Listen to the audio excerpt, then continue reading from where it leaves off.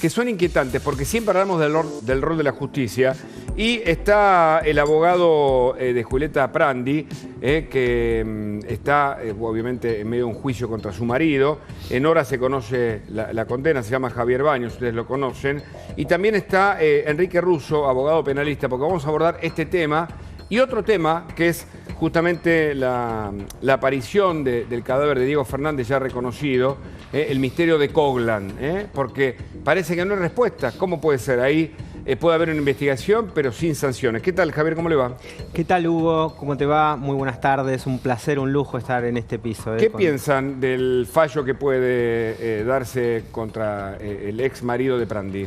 Y mira, Hugo, tenemos muchas, pero muchas expectativas. La prueba realmente es contundente, aplastante. Se han producido una multiplicidad de testimonios a lo largo de las 2 jornadas de debate, a lo que se suma, por supuesto, ¿no?, en primer lugar, el relato de Julieta, que fue desgarrador y que además, hay que decirlo, fue mantenido en el tiempo durante 5 años a través de una multiplicidad de entrevistas con psicólogos, con psiquiatras, con empleados judiciales, con funcionarios, y que es corroborado por las pericias, por la prueba pericial, Hugo. Vamos a escuchar a Prandi en sus últimas declaraciones. Decía esto, mira. A mí me maltrataron, me humillaron, me apartaron de mi familia. Estuve 4 años sin ver a mis padres ni a mi hermano. Me quedé sola. Esto que hablamos acá durante 2 días y medio es solo una 10ª parte de lo que a mí me pasó. Yo pasé un horror y yo ya estuve muerta, porque todavía no me siento una persona libre, plena y viva y feliz. Todavía intento reencontrarme, volver a creer en mí, volver a sonreír, volver a sentirme segura, volver a no recordar los hechos aberrantes que tuve que soportar. Me hubiese encantado no despertarme más. Y eso que era mamá de 2. Porque cuando a mí me pasaba esto, yo tenía un bebé de meses y un chiquito de 4. Cuando empecé a pasar todos estos abusos, nadie lo puede cuantificar y no hay una pena que equivalga a los años de vida que a mí me robaron, que fueron 11 de matrimonio, creo, y más otros tantos, casi 20 años me robó de vida. Yo soy otra persona. Entré siendo una Julieta y salí siendo otra. Y acá no se trata de dinero, no se trata de si me sacó, porque sí me sacó absolutamente todo. Y todo lo hice con mi trabajo. Yo trabajo de los 15 y todo lo que se compró en esa sociedad conyugal fue mío. No importa si se lo quedó todo, yo no necesito un palacio, no necesito un coche, no necesito que me den plata, no necesito absolutamente nada. Lo único que pido es justicia. Y ya no la pido por mí, ya la pido por mí y por todas las que estoy representando en este momento, porque somos muchas las víctimas de violencia de género que no nos animamos a hacer una denuncia por miedo a esto, a la humillación, al escarnio, a que nos digan que somos mentirosas, a tener que reclamar y repetir una y otra vez todo lo que nos pasó. Eso es muy doloroso, es muy humillante. No se lo deseo a nadie. Lo único que pido es que este tribunal haga justicia. Para mí, la violencia, en este caso, por ser mujer, es de una gravedad que la justicia no termina de resolver, porque un juicio no evita los daños que se le produjeron a Julieta Prandi, que muchos de nosotros conocimos en las últimas horas, en los detalles. Me está escribiendo su propio psiquiatra, que por supuesto no quiere salir, y le querría preguntar, es Rafael Herrera Milano, que es el que la atiende, doctor Baños. Sí. Y está conmovido porque, bueno, por lo mismo, ¿no? Porque ahora le quiero preguntar a Enrique Russo, que es abogado, ¿qué hace el sistema para evitar esto, antes de llevarlo a juicio a alguien que presuntamente cometió delitos de esta gravedad? Sí, acá en un caso de estas características y con una pena en expectativa tan alta, bueno, la Fiscalía pidió 20 y ustedes, Jorge, pidieron Nosotros pedimos 50 años. Es muy raro que el tribunal no haya hecho lugar a una medida cautelar de detención, porque es un peligro procesal la pena en expectativa tan alta. Hay que ver qué va a evaluar. Y yo no sé ese tribunal si tiene un criterio de ordenar detención o no, porque eso también pasa por ese lado.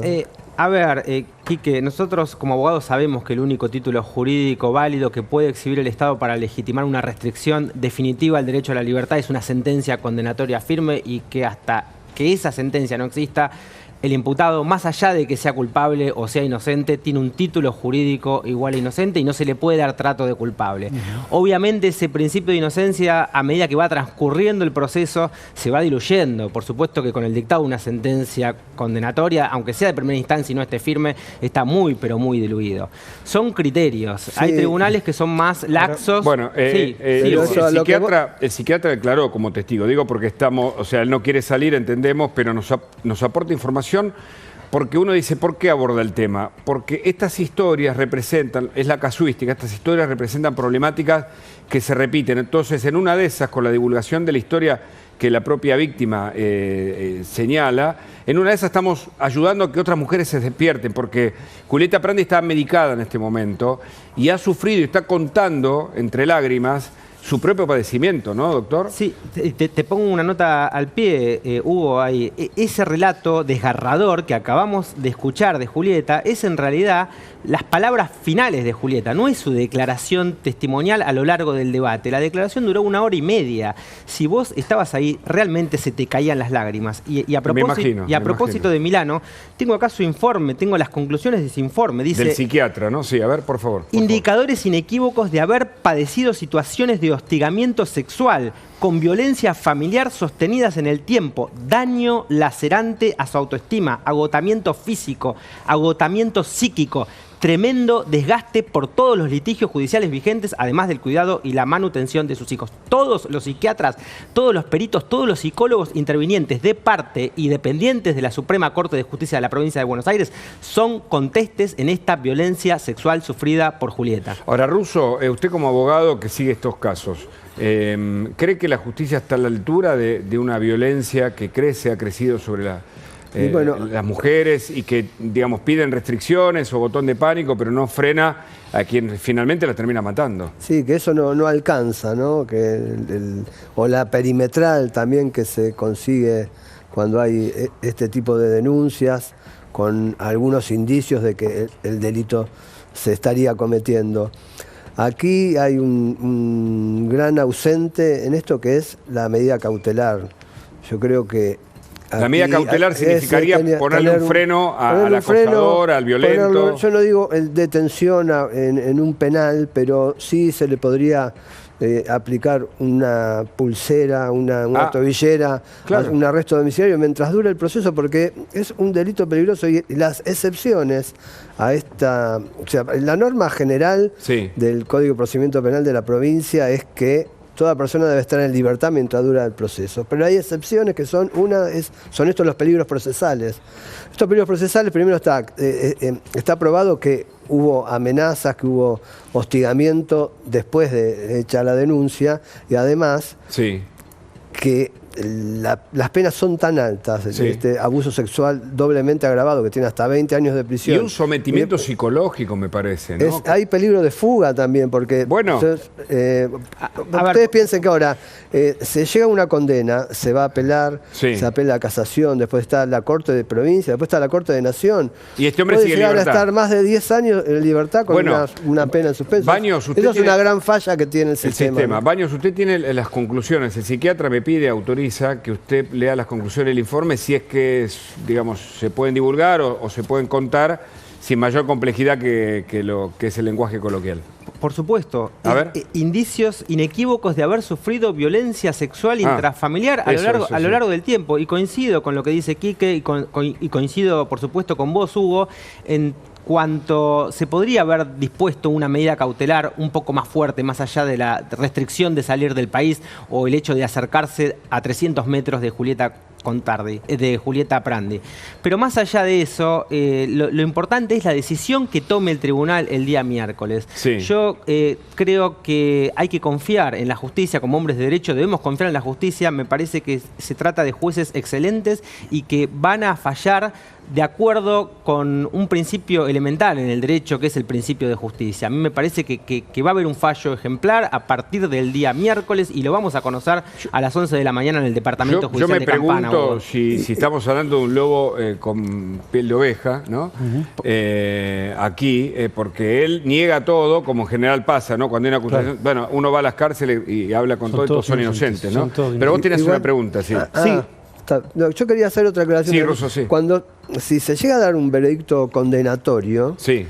Está la posibilidad de que el tribunal dicte una medida de detención antes de que quede firme. Eso ¿Tiene que ver con la cantidad de años? Claro, puede ser por la cantidad de años, puede ser por el peligro de fuga, si es una pena alta, y en el mismo acto que se dicta la sentencia se le puede... Como pasó con Alperovich. Yo lo he visto muchas veces. A quien después lo vimos en un balcón fumando, pese a que logró la prisión domiciliaria y diciendo que tenía problemas de los Pero se lo esposa en la sala de audiencia y se va detenido, para no dar chance. Disculpame. Sí, la ley procesal lo autoriza expresamente, esto que dice acá el distinguido colega. Quería preguntarle, doctor, el proceso, durante todo el proceso, ¿qué fue lo más difícil de probar y qué fue lo más difícil de demostrar ante los jueces? Porque la violencia sexual dentro del matrimonio y todo lo que conlleva eso debe ser complejo.